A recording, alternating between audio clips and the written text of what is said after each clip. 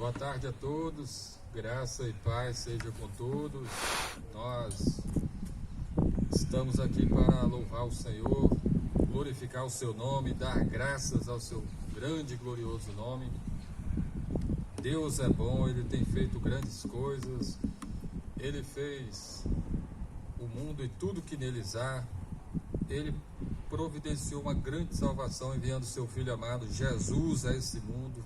O seu amor é tão grande que fez com que Cristo morresse na cruz. E nós estamos aqui para adorar o nome do Senhor, dar graças, dar glória, louvar o seu nome, ouvir a sua palavra. Eu vou estar lendo o texto bíblico aqui de João 3,16. Diz o seguinte, Evangelho, João 3,16 diz: Porque Deus amou ao mundo de tal maneira que deu o seu Filho unigênito para que todo o que nele crê não pereça, mas tenha a vida eterna. Amém. Deus amou o mundo de tal maneira, né? Deus amou o mundo de uma maneira tão grande que enviou seu Filho amado, seu único Filho, Jesus, para morrer naquela cruz, para nos salvar dos nossos pecados. Louvado seja o nome do Senhor. Graças a Deus por seu grande amor por nós, por sua grande bondade, pelo sacrifício de Jesus ali na cruz para nos salvar. A gente vai cantar o hino 42. Hino 42.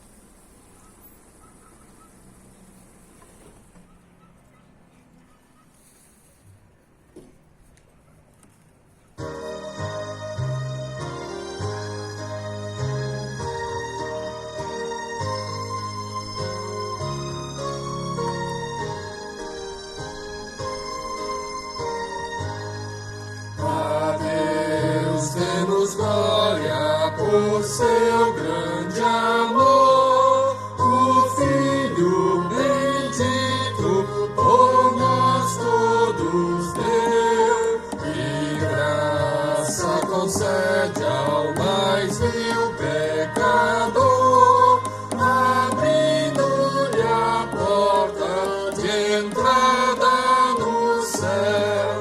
Exultai, exultai, todos louvar a Jesus Salvador, a Jesus Redentor. A Deus demos glória, porquanto do céu seu Filho bendito por nós todos deu. Ó graça real foi assim de Jesus, morrendo seu sangue por nós derramou. Herança nos céus com os santos em luz, legou-nos aquele que o preço pagou. Exultai, exultai, vinde todos louvar a Jesus Salvador, a Jesus Redentor. A Deus demos glória, porquanto do céu seu Filho bendito por nós todos deu.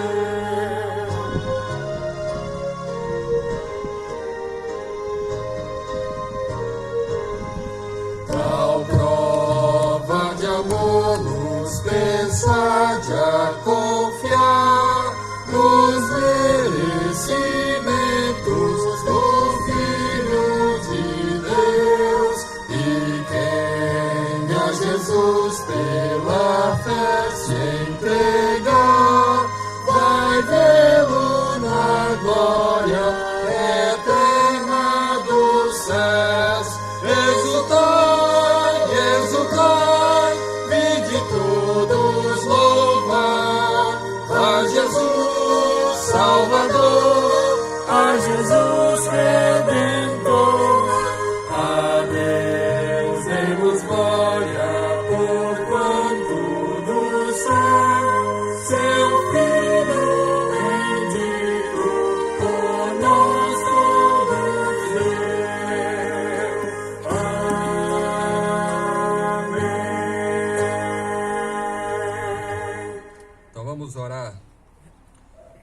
Senhor Deus, nosso Pai, bendito sejas Tu.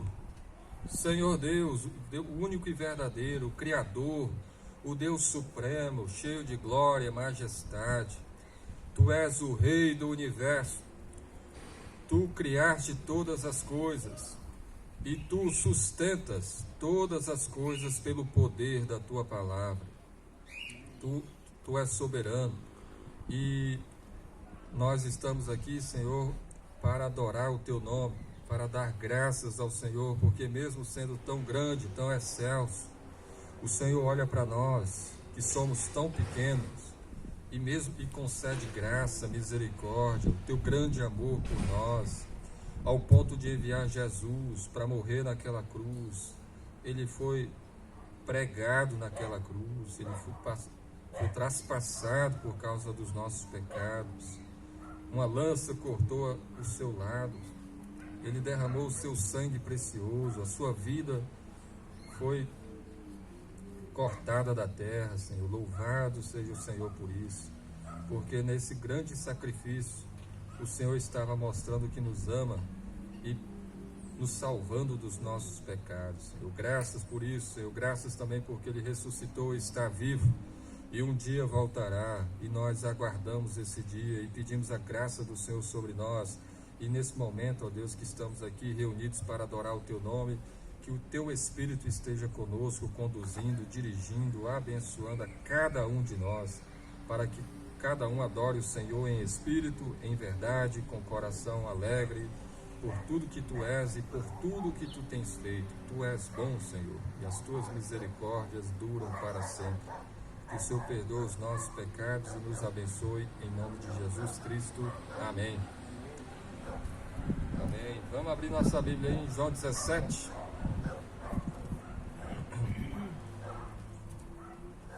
João 17 é a oração sacerdotal. Jesus orando pela sua igreja, orou pelos seus discípulos naqueles dias e orou também por nós, seus discípulos, hoje.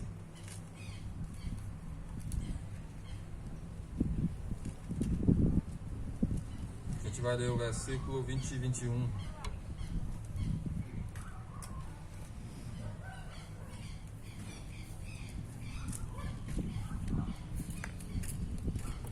Disse Jesus na sua oração: não rogo somente por estes, mas também por aqueles que vierem a crer em mim, por intermédio da sua palavra, a fim de que todos sejam um, e como és tu, ó Pai, em mim e eu em ti, também sejam eles em nós, para que o mundo creia que tu me enviaste. Jesus orou por nós, intercedeu por nós, né? E ele pediu para que a proteção de Deus por nós, ele pediu para que nós fôssemos um povo só, um povo unido, né? Assim como ele e o Pai é um, também que nós sejamos um em Cristo, né? Para que o mundo creia que o Senhor Jesus é enviado pelo Pai. Esse é o momento que a gente vai orar também, intercedendo pela igreja, intercedendo pelas vidas.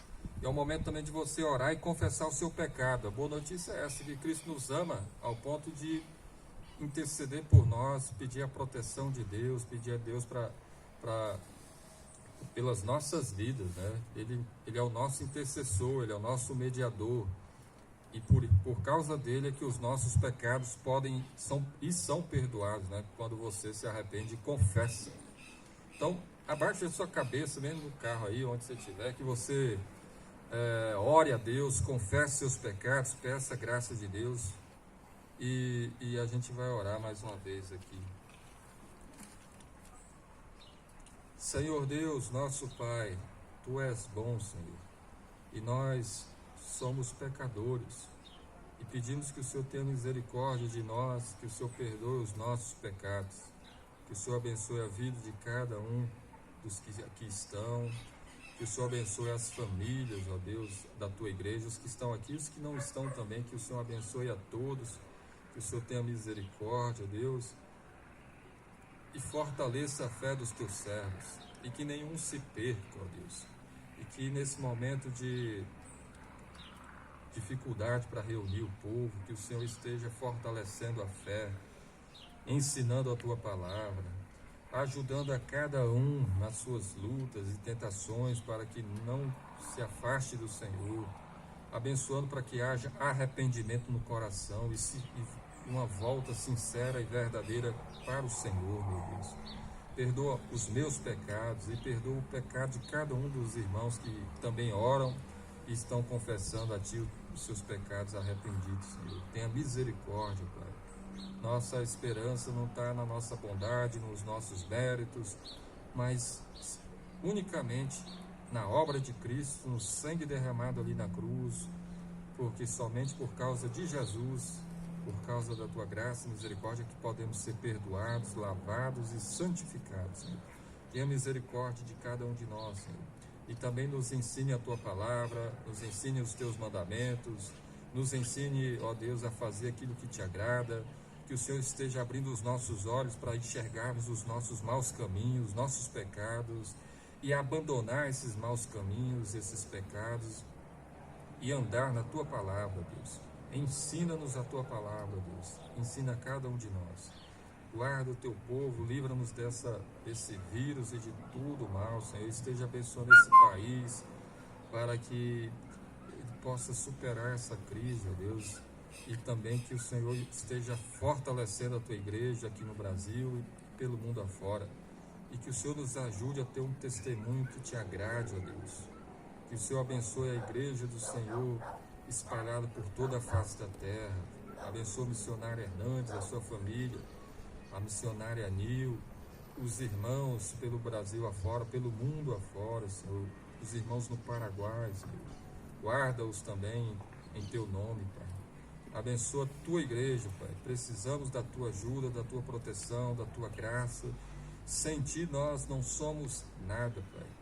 E nós temos certeza de que o Senhor ouve orações e responde maravilhosamente. Por isso nós Te louvamos, Te agradecemos por tudo, em nome de Jesus Cristo. Amém. Está chamando aqui o Jonatas para estar dirigindo os cânticos.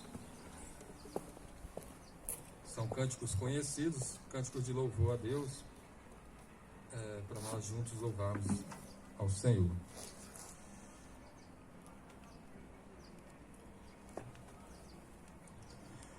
Boa tarde, irmãos. Vamos estar cantando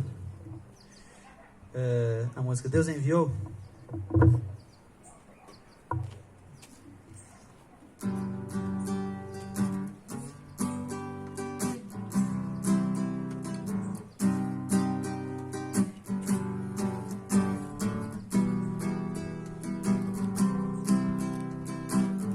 Deus enviou Seu Filho amado para nos salvar e perdoar. Na cruz morreu por meus pecados, mas ressurgiu e vivo com o Pai está. Porque Ele vive, posso crer no amanhã. Porque Ele vive, temor não há. Mas eu bem sei, eu sei que a minha vida está nas mãos do meu Jesus, que vivo está. E quando enfim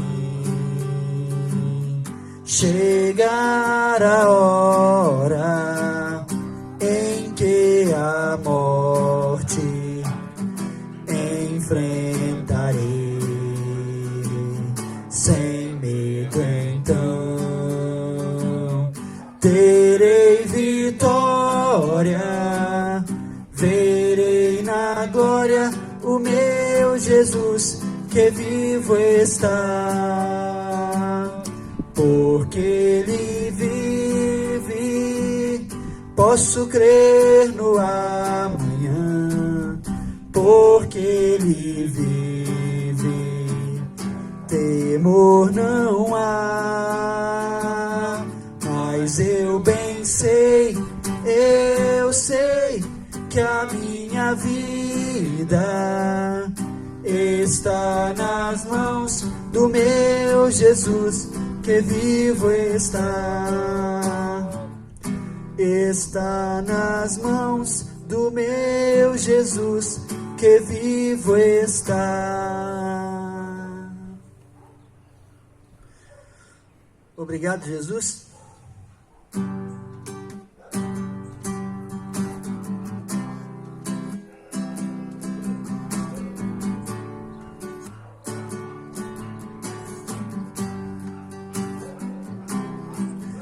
Pelo sol da manhã, obrigado, Jesus. Pelo dia que nasce, obrigado, Jesus. Pela chuva que cai sobre a terra, obrigado, obrigado, Jesus. Obrigado, Jesus, pelo amor que não morre, pela nova aliança que foi feita na cruz, pela fé e a esperança, pela vida eterna. Obrigado, obrigado, Jesus. Pelo ar que respiro, obrigado, Jesus. Pelo pão que alimenta, obrigado, Jesus. Pelo irmão que está do meu lado,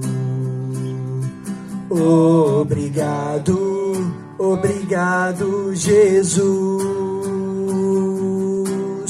Obrigado, Jesus, pelo amor que não morre, pela nova aliança que foi feita na cruz, pela fé e a esperança, pela vida eterna.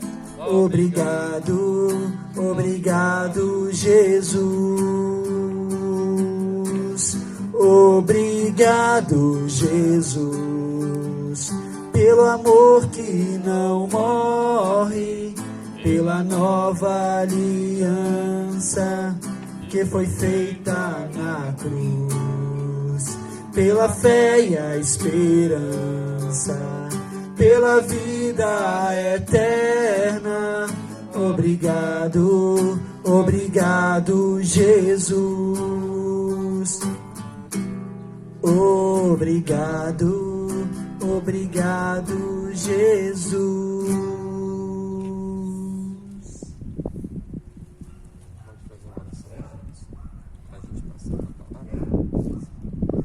Vamos orar?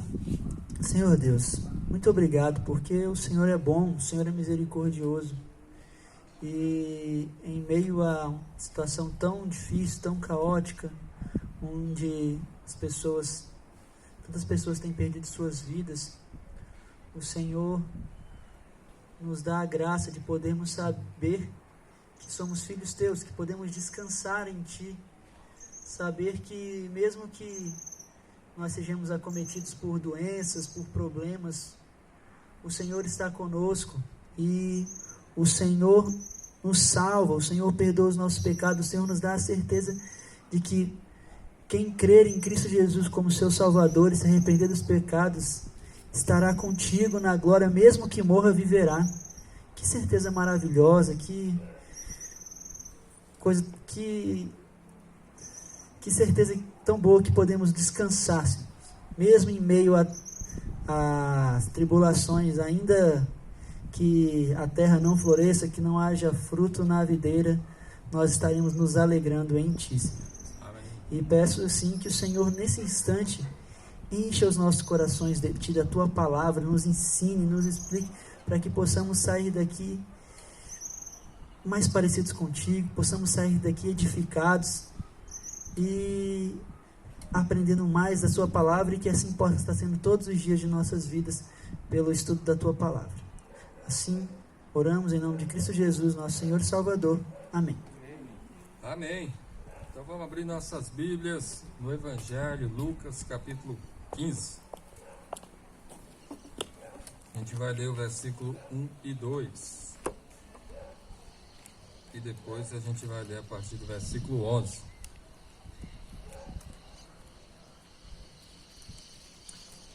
Aproximavam-se de Jesus todos os publicanos e pecadores para o ouvir. E murmuravam os fariseus e os escribas, dizendo: Este recebe pecadores e come com eles. Versículo 11. Continuou. Certo homem tinha 2 filhos. O mais moço deles disse ao pai: Pai, dá-me a parte dos bens que me cabe. E ele lhes repartiu os haveres. Passado não muitos dias, o filho mais moço, ajuntando tudo o que era seu, partiu para uma terra distante e lá dissipou todos os seus bens, vivendo dissolutamente. Depois de ter consumido tudo, sobreveio àquele país uma grande fome, e ele começou a passar necessidade. Então ele foi e se agregou a um dos concidadãos daquela terra, e este o mandou para os seus campos a guardar porcos. Ali desejava ele fartar-se das alfarrobas que os porcos comiam, mas ninguém lhe dava nada.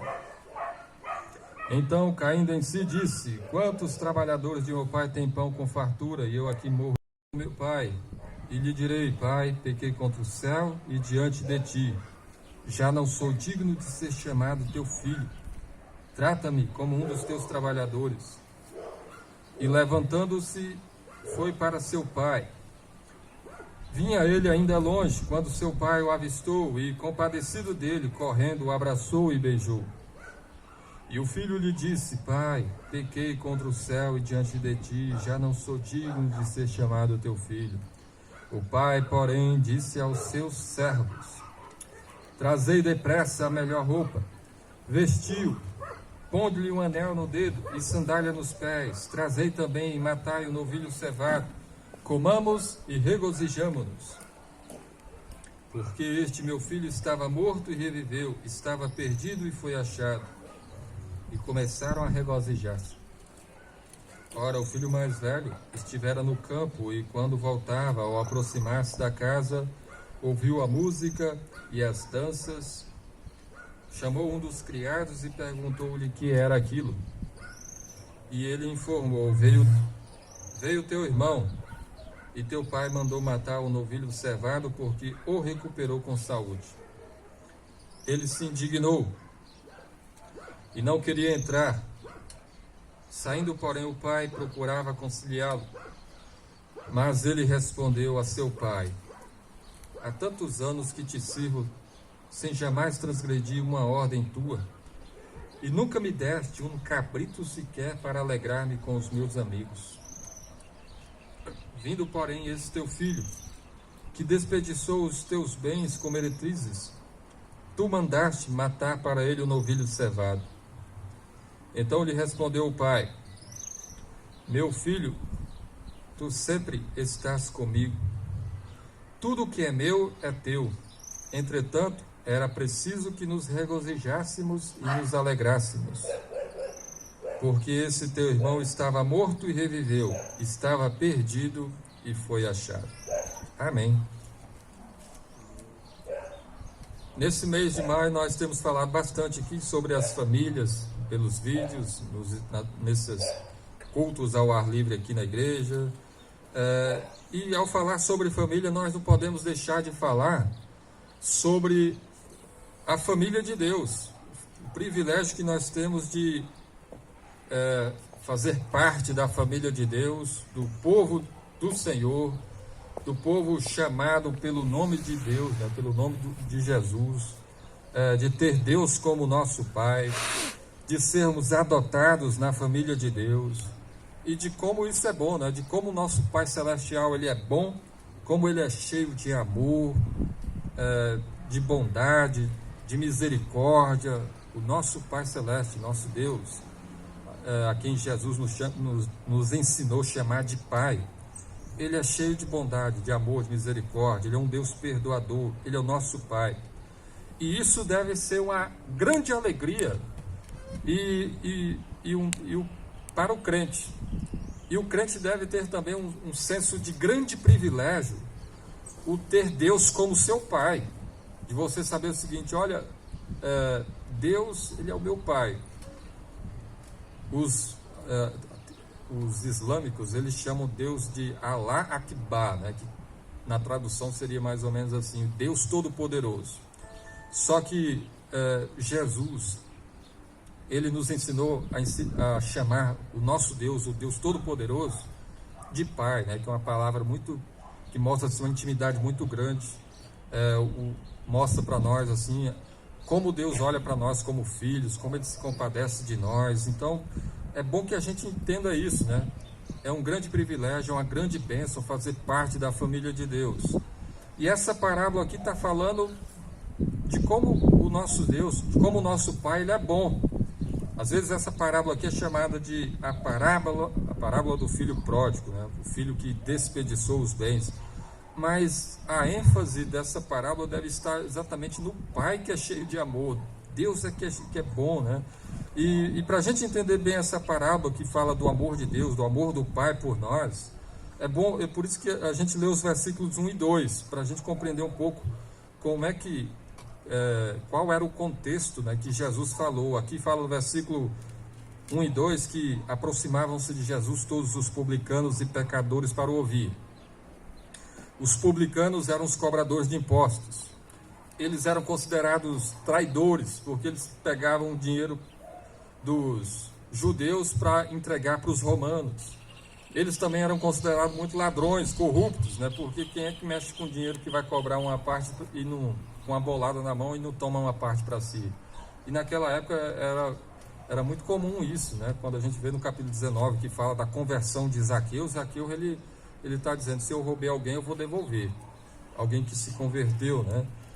Então, esses cobradores de impostos que tinham essa fama ruim aproximavam-se de Jesus. E aqui fala também: e pecadores para ouvir. A gente sabe que todos os homens são pecadores, mas quando a Bíblia fala aqui que pecadores se aproximavam de Jesus, publicanos e pecadores, aqui o texto bíblico está enfatizando aquelas pessoas que tinham uma fama muito ruim, imorais, né? Talvez ali estivessem prostitutas, talvez homossexuais, talvez pessoas que consideradas os piores, né?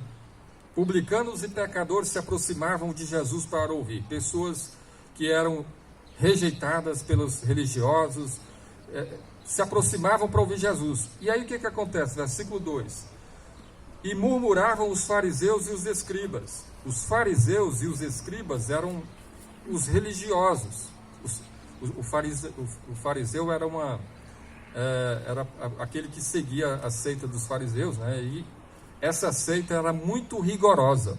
Ela era tão rigorosa que ela fez, além dos mandamentos, ela acrescentou vários mandamentos. Se eu não me engano, 613 mandamentos que eles acrescentaram.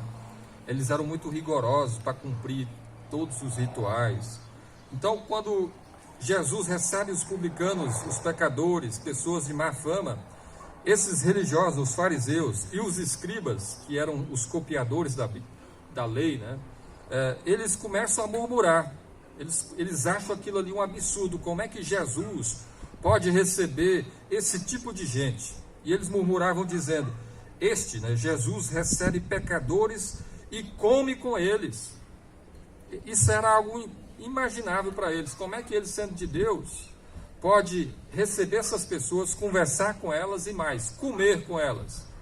Porque naquela época o judeu ele entendia que comer com uma pessoa numa mesa, por exemplo, era um sinal de uma amizade, de uma aliança, de um companheirismo. E eles só faziam isso com pessoas que eram chegadas deles. Então, quando eles estão vendo Jesus comer com esse tipo de gente, na cabeça deles, como é que pode uma coisa dessa, né? Como é que pode esse homem ter comunhão com esse tipo de pessoas? Como é que ele pode ser o mestre se ele recebe esse tipo de pessoas? E aí que Jesus conta 3 parábolas. Na verdade, a gente pode pensar numa grande parábola com 3 divisões, ou então 3 parábolas também. Primeiro ele fala da ovelha perdida. E aí, para ele falar a respeito do pai, ele mostra o seguinte: olha, o pai ele não simplesmente recebe os pecadores. Pelo contrário, ele vai atrás dos pecadores. E aí ele conta a parábola da ovelha perdida. O pastor tem 100 ovelhas, uma se perde, e aí ele vai atrás dessa ovelha que se perdeu e vai até achar. E quando ele acha, ele volta cheio de alegria e faz uma festa por causa dessa ovelha. E aí ele diz: olha, assim também é a alegria no céu quando um pecador se converte. O pai vai atrás, o pai que é o pastor, o nosso Deus que é bom, que é o pastor das ovelhas, ele vai atrás das ovelhas perdidas. E ele só volta depois de encontrá-la. E quando ele encontra, ele volta cheio de alegria e faz uma festa. Logo depois, Jesus conta uma outra parábola de uma mulher que tem 10 moedas, 10 dracmas. E aí ela perde uma moeda dentro de casa. E aí essa mulher, ela começa a procurar essa moeda varrendo a casa com uma lâmpada, até achar. E quando acha, faz a mesma coisa, faz uma festa, chama as amigas, se alegram comigo que eu achei a minha dracma perdida. E aí Jesus fala que assim também há júbilo, há alegria diante dos anjos de Deus quando um pecador se arrepende dos seus pecados. Tudo isso ele está mostrando para combater aquele comportamento dos escribas e fariseus de murmurar contra Jesus, porque ele está recebendo e comendo com pecadores. E aí vem o texto que a gente acabou de ler. Essa parábola que fala de um pai que tem 2 filhos e de vários acontecimentos que há nela. E todos esses acontecimentos aqui, eles têm muitas lições para nós. A gente vai meditar em algumas lições para mostrar a respeito do Pai, de como é bom ter Deus como nosso Pai, de como o nosso Pai Celestial é um Deus cheio de misericórdia, de como podemos nos alegrar e celebrar por ter o nosso Deus como nosso Pai. E aí, nos versículos 11 ao 32, está aí a parábola. E a respeito do Pai, nós podemos meditar em algumas coisas nesse texto aqui. E a primeira coisa é que se afastar do Pai só traz ruína. Versículos do 11 ao versículo 16, a parábola Jesus conta, ele diz o seguinte: continuou, certo homem tinha 2 filhos. Um homem que tem 2 filhos, o mais moço disse ao pai: Pai, dá-me a parte dos bens que me cabe. E ele lhes repartiu os haveres. Aí Jesus está falando de um filho mais novo que pede os seus bens ao seu pai. E o pai repartiu os bens e deu para ele. E passado não muitos dias, esse filho mais moço ajuntou tudo o que era seu e partiu por uma terra distante. E lá dissipou todos os seus bens, vivendo dissolutamente. Aqui está falando do filho mais novo que recebe os seus bens e vai para bem longe do pai. E aí, quando a gente olha essa história aqui, Jesus está querendo ensinar coisa para nós. E ele está querendo ensinar para nós que quando uma pessoa se afasta de Deus, quando uma pessoa se afasta do Pai, o caminho dela é só ruína. Quando esse homem, esse filho mais moço, se afastou do pai, é interessante que diz que ele foi para uma terra bem distante, para bem longe do pai, para bem longe da família. E o texto mostra o seguinte: olha, versículo 13 diz: ele dissipou todos os seus bens, ele acabou com tudo que era dele, ele dissipou. E o versículo ainda diz mais que ele dissipou os seus bens vivendo de uma maneira dissoluta, né? Viver de uma maneira dissoluta significa viver de uma maneira imoral, viver de uma maneira escancarada no pecado. Mais à frente, o irmão mais velho fala o seguinte: olha, ele gastou os seus bens todos com as meretrizes, com as prostitutas. Olha só o declínio desse homem, né? Ele se afastou do pai, ele decaiu, uma decadência moral, ele começou a se envolver com prostituição, com imoralidade. Ele, declínio material, ele perdeu todos os seus bens. Um declínio espiritual, ele se afastou do Pai só para a ruína dele. E o que a Bíblia está mostrando para nós é que quando uma pessoa se afasta do Pai Celestial, do nosso Deus, a vida dela vai ser só ruína. Se afastar de Deus é terrível, só traz consequências ruins. O texto, quando fala mais, o versículo 14 diz: depois de ter consumido tudo, sobreveio àquele país uma grande fome e ele começou a passar necessidades. Ele que era rico, né, por estar na casa do Pai, por ter a comunhão com o Pai, por desfrutar das bênçãos do seu Pai, ele agora está passando necessidade. E versículo 15 diz: então ele foi e se agregou a um dos cidadãos daquela terra, e este o mandou para os seus campos a guardar porcos.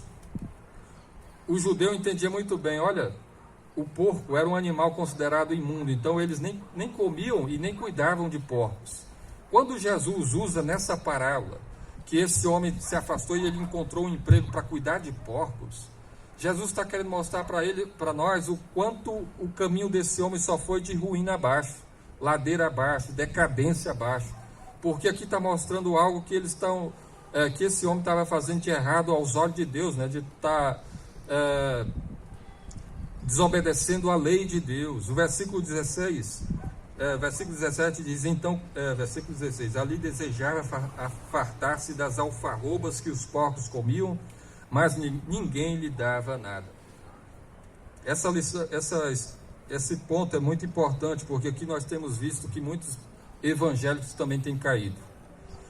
Muitas pessoas têm seguido o mesmo caminho desse filho mais novo, seguindo as inclinações da sua carne e indo atrás de dinheiro, de poder, da sensualidade, da imoralidade. Essas coisas têm seduzido muita gente hoje, por isso nós temos visto pessoas se envolvendo com prostituição, pessoas se envolvendo com imoralidades, fornicação, pessoas indo para bebedeira, para coisas dessa natureza, pessoas que estão mais preocupadas, por exemplo, com dinheiro, poder e sexo. E tudo isso é algo assim muito, muito parecido com o que aconteceu com esse filho mais novo. Ele se afastou do pai exatamente por amar as coisas desse mundo, né? E ao afastar-se do pai, ele foi de ladeira abaixo. E aqui tem uma lição importante para nós. Deus, ele é o nosso pai que nos ama. E quando uma pessoa se afasta do pai, quando uma pessoa se afasta de Deus, o caminho dela só vai ser de ruína abaixo. Infelizmente isso tem acontecido muito. Temos visto várias pessoas que abandonaram o pai, várias pessoas que foram criadas na igreja, que conhecem a Bíblia, que conhecem as doutrinas e que têm seguido o mesmo caminho do jovem rico, do filho mais novo aqui, indo atrás das coisas desse mundo. Esses dias estava vendo alguns exemplos, né, de pessoas que foram criadas na igreja, louvando a Deus, cantando, e aí até um cantor que despontou fazendo muito sucesso, que esses tempos disse que ia largar tudo, e pelo que estava sendo anunciado, exatamente por estar querendo se envolver de uma forma pecaminosa, né? Homossexualismo, né? Um outro exemplo de uma outra pessoa, de alguém muito parecido, que se envolvendo com um homem se vestindo de mulher, né? Aquilo que eles falam dos drag queens, né? Coisas terríveis, né? Pessoas se afastando de Deus, e moralmente, espiritualmente, muitas vezes também financeiramente, em todos os sentidos, é só decadência, ruína abaixo. E o texto está nos alertando, olha, afastar-se do Pai só traz coisa ruim. Olhar para esse mundo e pensar que o mundo está oferecendo coisas melhores que Deus é um grande engano, sabe? Olha, por exemplo, o que aconteceu com a mulher de Ló. A mulher de Ló, ela olhou para trás, né, e se transformou, e foi transformada numa estátua de sal. E o olhar para trás ali era o olhar de quem... A mulher de Ló, para quem não está lembrado da história, Deus falou que ia destruir Sodoma e Gomorra por causa dos muitos pecados daquela cidade, inclusive o homossexualismo. E Deus mandou o anjo dele para tirar lá Ló e sua família. E falou, não olhe para trás, porque o olhar para trás ali tinha um significado muito grande, de alguém que está com saudade da terra, de que está amando aquele lugar. Todos eles, ao sair daquela cidade, eles estavam saindo, a mulher de Ló olha para trás, e aí se transforma numa estátua de sal, o que é um exemplo para todos nós. E o próprio Jesus usou esse exemplo, quando ele diz, lembrai-vos da mulher de Ló, uma mulher que está com o coração nesse mundo. Então a gente precisa entender o seguinte, olha, se afastar de Deus nunca vai ser bom. O mundo está tentando seduzir você com as coisas desse sensualidade, dinheiro, poder, os prazeres desse mundo, mas se isso, para desfrutar dessas coisas, tiver que afastar-se de Deus, não aceite nunca, sabe? Afastar-se de Deus só traz ruína. Deus é bom, você só vai ser feliz de verdade, você só vai desfrutar de alegria, paz e as bênçãos de Deus se você estiver próximo do Pai, na comunhão com Ele. Por isso, não se engane, não deixe que as coisas desse mundo seduzam você para afastar você do Pai. Longe do Pai só há ruína, miséria e destruição. Mas o texto continua e ele ensina para nós que, além de nós não devemos, além de nós entendermos que longe do Pai só traz miséria e destruição, mas a Bíblia mostra também que o Pai está de braços abertos para receber o pecador que se arrepende e volta para Ele. É a continuação da história, versículo 17. Esse filho mais novo, que quando sai, né, Jesus conta essa história, e começa a ir ladeira abaixo, ruína, miséria espiritual, moral, financeira, né, em todos os sentidos. No versículo 17 acontece algo extraordinário, que a Bíblia diz, então caindo em si, a Bíblia diz que ele caiu em si. Cair em si aqui é algo que a gente não pode parar sem meditar sobre isso, porque é alguém que começou a enxergar que está fazendo coisas erradas, e infelizmente, graças a Deus, aliás, felizmente, isso tem acontecido com muita gente. Olha, ele caiu em si, ele está vendo o estado de miséria que ele está, e isso já é um sinal de que Deus está agindo na vida de uma pessoa. Olha, eu não posso ficar longe do Pai. Ele caiu em si, e ele disse, quantos trabalhadores de meu Pai têm pão com fartura e eu aqui morro de fome? Ele está lembrando da casa do Pai, e ele está lembrando de que até os trabalhadores do pai dele, os servos, os escravos do seu pai, todos eles eram bem tratados e eles tinham fartura. Caindo-se, disse, quantos trabalhadores de meu pai têm pão com fartura e eu aqui morro de fome? Versículo 18, levantar-me-ei, irei ter com meu pai e lhe direi, Pai, pequei contra o céu e diante de ti. E aí ele toma uma grande decisão, ele se levanta, ele toma a decisão de se levantar e de ir para ter com seu pai, e ele reconhece o seu pecado, pequei contra o céu e diante de ti. Eu pequei contra Deus, e eu também pequei contra ti. E o versículo 19 diz, já não sou digno de ser chamado teu filho. Ele reconhece o seu pecado e ele está disposto a sofrer as consequências. Olha, eu não sou nem digno de ser chamado teu filho, trata-me como um dos teus trabalhadores. Mas ele reconhece os seus pecados, mas ele no seu plano, nos seus pensamentos aqui, ele tá pensando em voltar para o Pai, para pedir para ele misericórdia. Me trata pelo menos como um trabalhador. E aqui está algo assim extraordinário de um pecador reconhecendo seus pecados, reconhecendo o mal que fez, reconhecendo a sua indignidade, mas também pensando na misericórdia do Pai. E é aqui que está o ponto que mostra quando uma pessoa se converte, porque um pecador, ele precisa se arrepender dos seus pecados. Para uma pessoa ser salva, ela precisa reconhecer os seus pecados, reconhecer que é indigno, e reconhecer também a misericórdia de Deus. Ele resolveu, ele tomou essa decisão, e o versículo 20 diz: e levantando-se foi para seu pai. É importante que a pessoa tome a decisão, mas é importante que ela haja. É importante que uma pessoa reconheça: realmente eu não tenho levado a sério a minha vida com o pai, mas eu vou fazer agora. E ele se levantou e foi. Vinha ele ainda longe, quando seu pai o avistou, e compadecendo-se dele, correndo, o abraçou e beijou.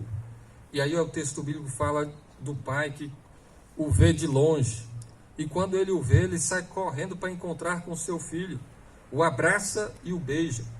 E aí o filho lhe diz: pai, pequei contra o céu e diante de ti, já não sou digno de ser chamado teu filho.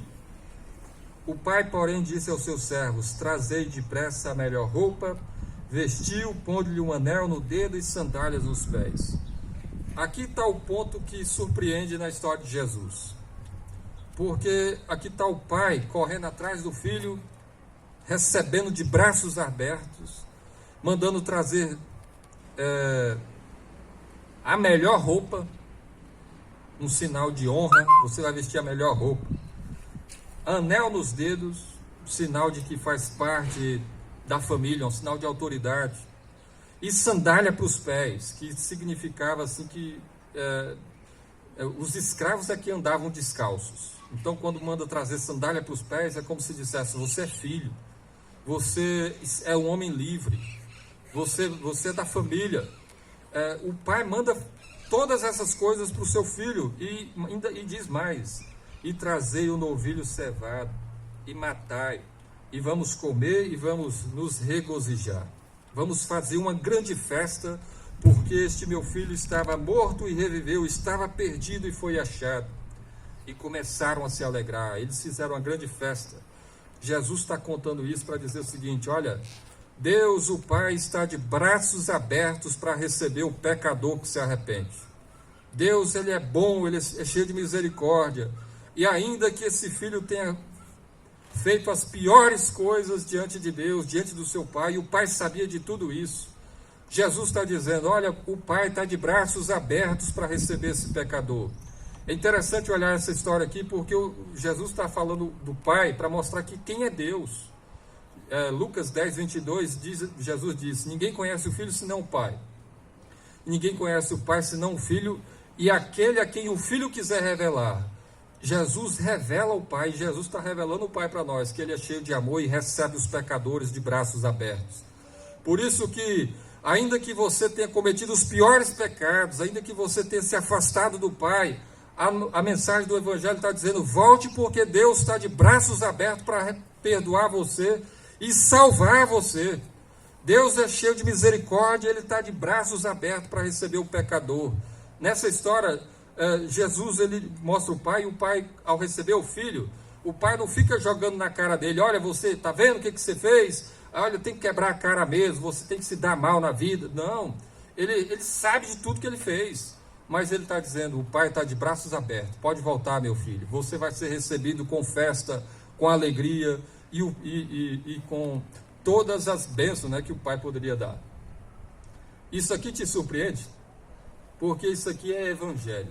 Aqui está mostrando como é que Deus recebe, como é que Deus me recebeu, e como é que Deus recebeu você que já crê. E como é que Deus está de braços abertos para receber aqueles que hoje se arrependem e voltam para Ele. Isso aqui é a boa notícia. Ainda que você tenha cometido os piores pecados, se arrependa, porque em Cristo há perdão.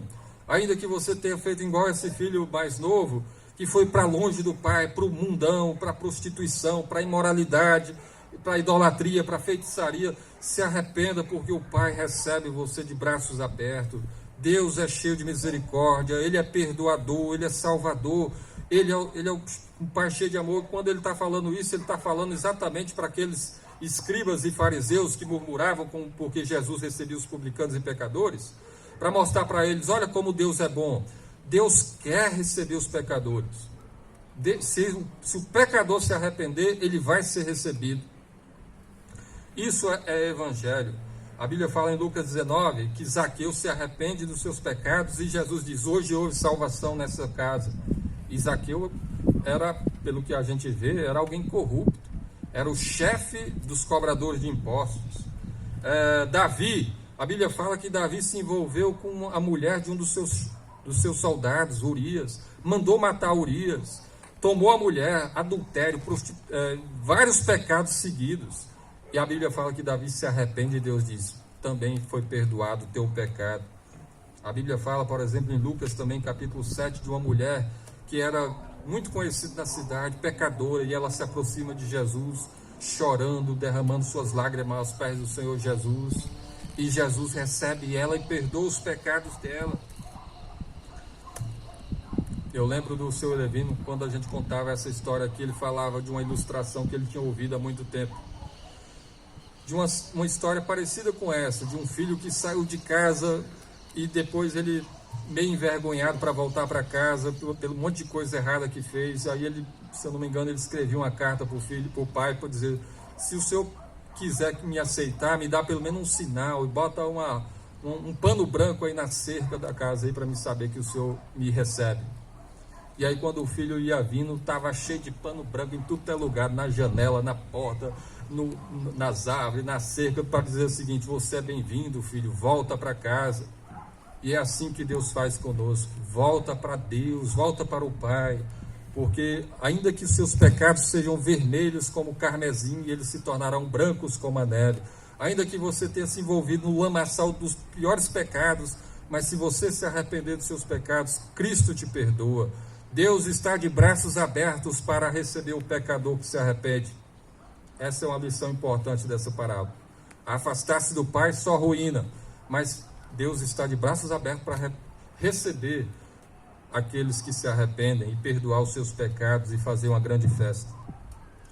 Se a parábola terminasse aqui, já teria uma grande lição para nós. Só que a parábola continua.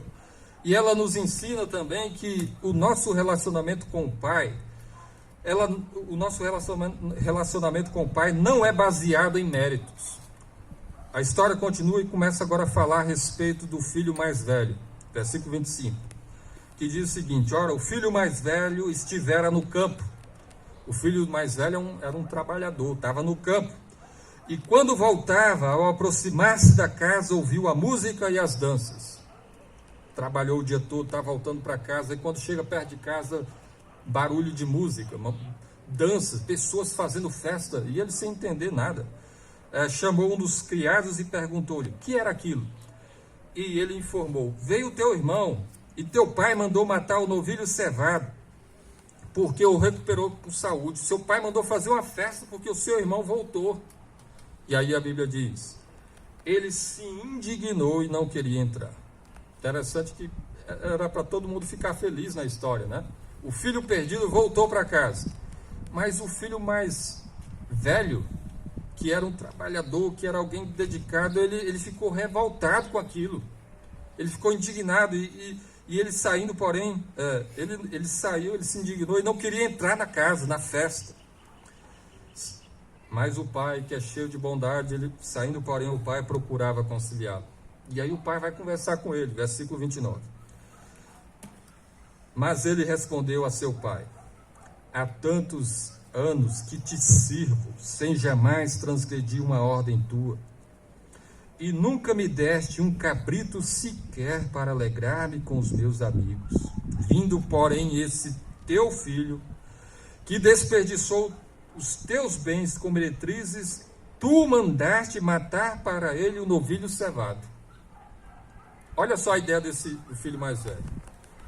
Eu estou aqui trabalhando, fazendo tudo que o Senhor manda. Há tantos anos que te sirvo, sem desobedecer nada. O Senhor nunca me deu nada. Em outras palavras, eu estou fazendo tudo que eu mereço, só que o Senhor não me dá. Esse teu filho, ele não fala nem como sendo irmão, né? Esse teu filho, que desperdiçou os bens com meretrizes, que todos os teus bens, o Senhor manda matar para ele um novilho cevado. Para mim, nem um cabritinho. O cabrito era menor que um novilho. Se me desse para mim fazer uma festa com meus amigos, nem isso eu não dá. Eu mereço, mas ele não, e o Senhor dá para ele. Olha só a ideia desse filho mais velho, porque a ideia dele é o seguinte: E aqui tem um perigo muito grande. Que o relacionamento dele com o pai era de méritos. Na ideia dele, eu mereço ser tratado assim porque eu faço. Eu sou bom.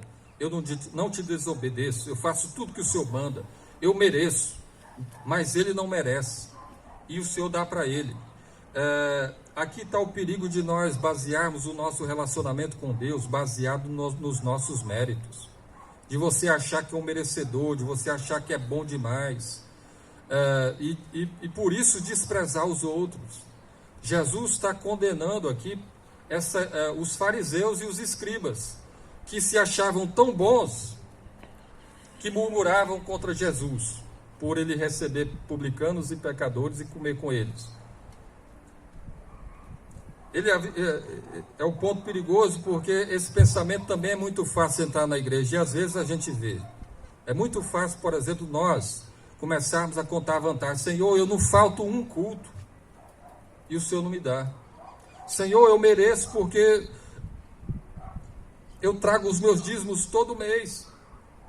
Eu canto no coral, eu dou aula na escola dominical, eu faço isso, eu faço aquilo, eu mereço. E a ideia de um relacionamento com Deus ser baseado nos nossos méritos. Esse é o tipo de religião, de ensinamento muito comum nas religiões, que ensina que para você ser salvo, você tem que merecer. Ele esqueceu que ele era filho, e aí o pai diz a ele, né, versículo 31, então lhe respondeu o pai, meu filho, você esqueceu, meu filho, você é meu filho, tu sempre estás comigo, tudo que é meu é teu.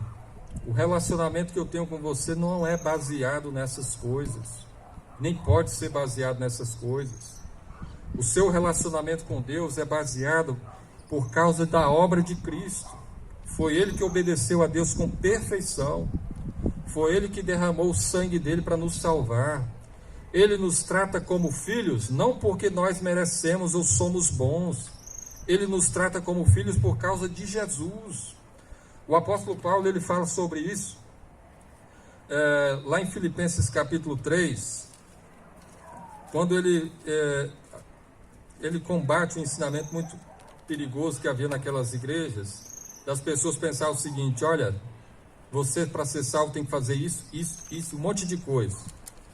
E Paulo estava falando, não, para você ser salvo você precisa crer em Jesus. Foi Jesus que fez tudo. Ele morreu por nós, Ele é a nossa justiça, Ele é a nossa salvação. O capítulo 3, versículo 4, Filipenses, diz o seguinte: bem que eu poderia confiar também na carne. Se qualquer outro pensa que pode confiar na carne, eu ainda mais. Circuncidado ao 8º dia, da linhagem de Israel, da tribo de Benjamim, hebreus de hebreus, quanto à lei fariseu, quanto ao zelo perseguidor da igreja, quanto à justiça que há na lei irrepreensível. Se alguém pensa que pode confiar na carne, se alguém pensa que pode contar vantagem de que obedecia a Deus, era eu. E aí ele começa a falar um monte de coisas que ele fazia, dos privilégios que ele já teve, do nascimento dele, mas aí o versículo 7 diz: mas o que para mim era lucro, considerei perda por causa de Cristo. Sim, deveras considero tudo como perda por causa da sublimidade do conhecimento de Cristo Jesus, meu Senhor, por amor do qual perdi todas as coisas e as considero como refúgio para conseguir Cristo e ser achado nele, não tendo justiça própria que procede da lei, senão a que é mediante a fé em Cristo, a justiça que procede de Deus baseada na fé.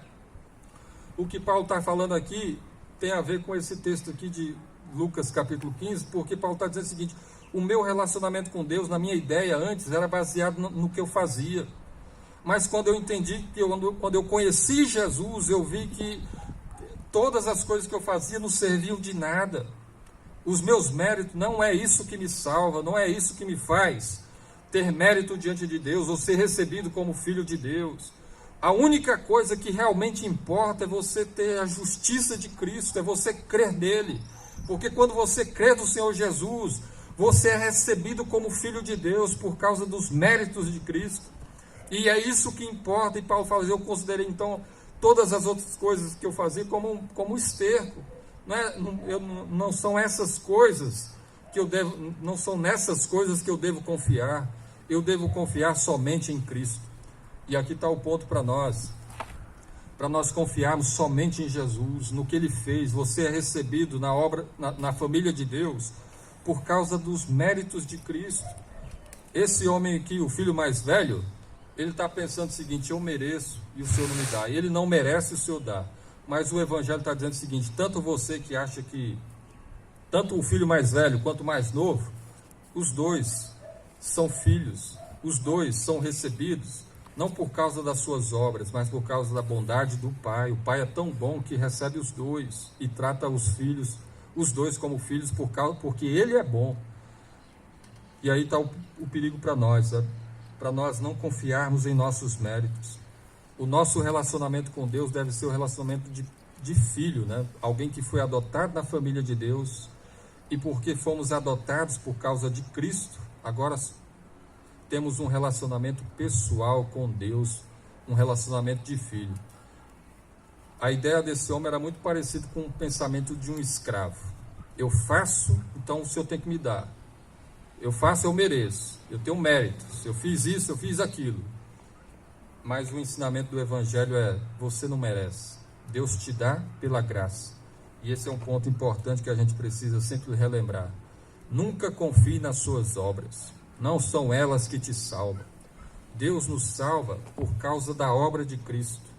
E nós somos filhos adotados. Ainda que a gente pense que possa estar fazendo muitas coisas, mas todas as nossas obras não servem para nos salvar dos nossos pecados. Somente a obra de Cristo é suficiente para que Deus perdoe os nossos pecados e nos salve. Então, o nosso relacionamento com Deus não é baseado em nossos méritos. Nosso relacionamento é baseado no que Cristo fez. E para a gente concluir essa parábola aqui, esse texto, as coisas que a gente já viu aqui: afastar-se do Pai só traz ruína. O Pai está de braços abertos para receber aquele que se afastou.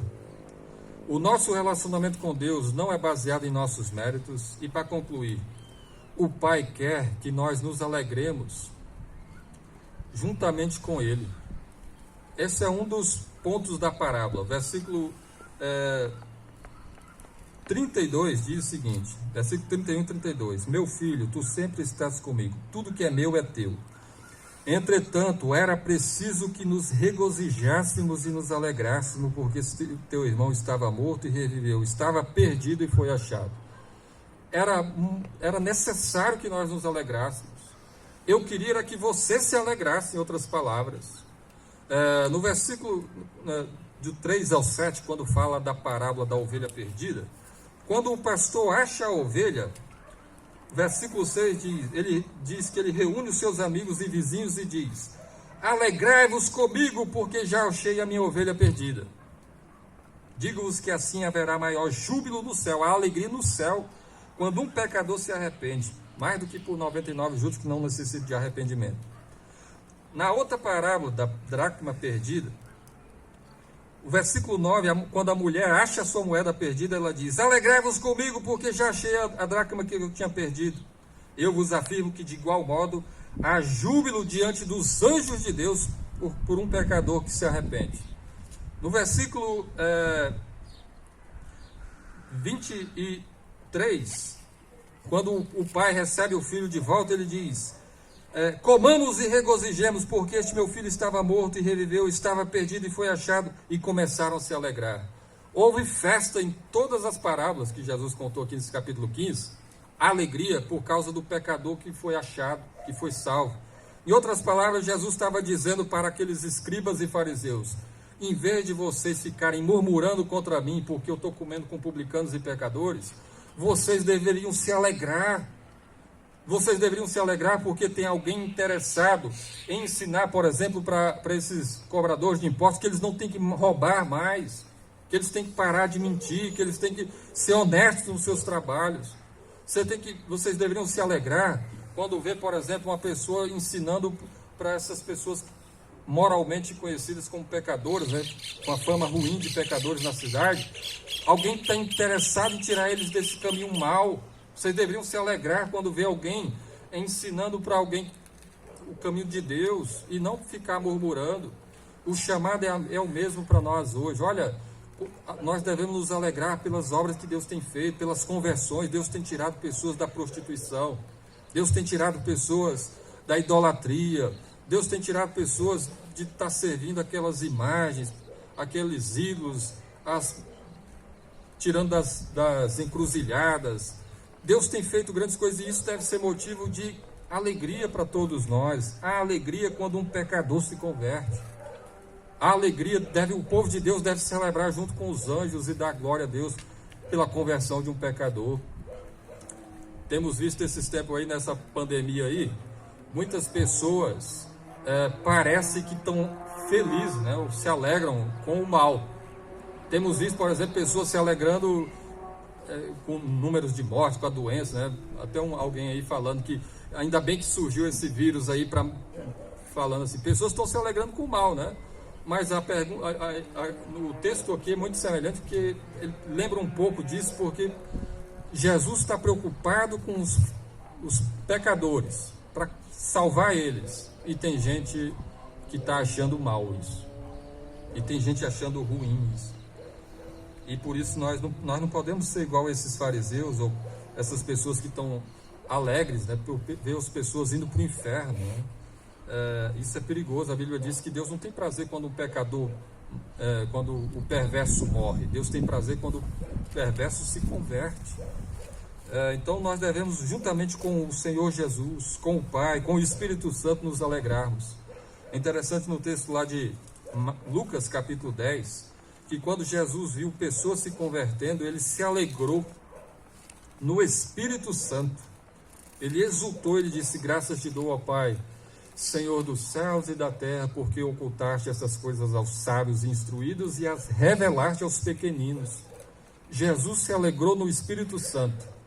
O texto está falando da alegria do Pai. E aí a gente vê Pai, Filho e o Espírito Santo se alegrando quando os pecadores se arrependem. Isso é motivo para nós nos alegrarmos, para nós celebrarmos também. Há alegria diante de Deus, há alegria diante dos anjos, há alegria nos céus quando um pecador se converte.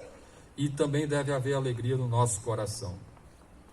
Que a gente possa olhar para esse texto aqui e ficar maravilhado diante de Deus, o nosso Pai. Afastar-se do Pai nunca é coisa boa. Mas se você se afastou, volte, porque o Pai está de braços abertos para receber você. Não pense que o seu relacionamento com o Pai é como de um escravo, baseado nos seus méritos. Mas lembre-se, Deus adotou você na família dele por causa de Jesus, que fez tudo para que você fosse salvo. E agora que você crê em Jesus, se alegre também, para que quando os pecadores se arrependem e se convertem. Esse é o ensinamento dessa parábola, né? É claro que tem muitos detalhes que a gente pode explorar muito mais. Mas a gente pode aplicar muitas coisas também à nossa própria família. Nós deveríamos, por exemplo, se alegrar quando alguém de nossa família se converte. Nós deveríamos, por exemplo, estar de braços abertos para aqueles que estão no caminho errado, para que eles voltem, eles sejam reconhecidos, acolhidos por nós. Devemos buscar aqueles que estão longe, né? Deus tem sido bom conosco, né? E se Deus, o nosso Pai, nos tratou dessa forma, né? Você estava longe, você ia para o inferno, e Deus teve misericórdia de você, foi atrás de você. Agora que Ele fez essa obra em nossas vidas, é para que a gente também louve a Ele e também seja um instrumento de Deus para que outros que estão afastados, que estão perdidos, possam ter esse encontro com Jesus, serem recebidos na família de Deus, se alegrarem em Deus e serem salvos dos seus pecados. Que Deus abençoe a todos. Nós vamos agora orar, né, para celebrarmos a ceia do Senhor. Momento assim muito bom, né? Então vamos orar. Senhor Deus, nosso Pai, obrigado por Tua palavra. O Senhor nos recebeu de braços abertos, ainda que nós sejamos indignos, pecadores, maus, mas por causa de Cristo que morreu naquela cruz, somos abraçados por Ti, beijados por Ti. O Senhor nos veste com roupa mais alva do que a neve. O Senhor nos diz que somos da Tua família, somos livres, somos Teus filhos, Senhor. E nós nos alegramos nisso e queremos dar graças ao Senhor e anunciar essa mensagem para que outros que estão longe, ó Deus, possam se arrepender e se converter a Ti. Abençoe esse momento que vamos celebrar a ceia do Senhor, o pão, o vinho que serão usados nesse momento, Senhor, que o Senhor nos abençoe, que o Senhor perdoe os nossos pecados e que o Senhor seja glorificado em todas as coisas. Que o Senhor fortaleça a Tua igreja, Deus. Em nome de Jesus. Amém. A Bíblia diz